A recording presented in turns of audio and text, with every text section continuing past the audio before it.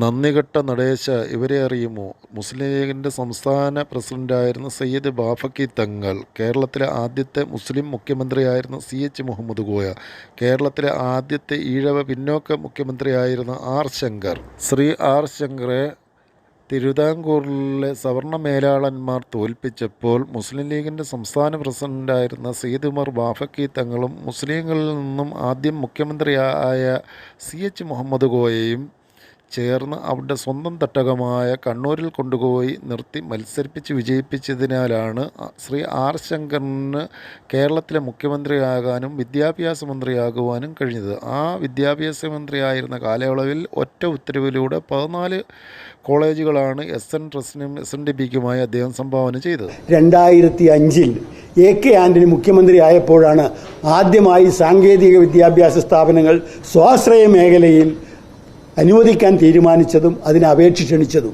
പക്ഷേ അപേക്ഷിക്കാത്ത കേരളത്തിലെ ഏറ്റവും വലിയ കോർപ്പറേറ്റ് എഡ്യൂക്കേഷൻ ഏജൻസി SN ട്രസ്റ്റും SNDP യോഗവുമാണ്.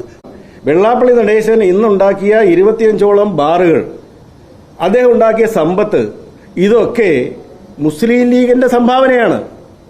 കാരണം 1960 R ശങ്കറിനെ വിജയിപ്പിക്കാൻ ഈ മധ്യ തിരുവിതാംകൂറിൽ R ശങ്കറിനെ തോൽപ്പിച്ച ശക്തികൾക്കെതിരായി അന്ന് R ശങ്കറിനെ 1960 കണ്ണൂരിൽ കൊണ്ടുപോയി ജയിപ്പിക്കാൻ പ്രധാന പങ്ക് വഹിച്ചത് മുസ്ലിം ലീഗാ.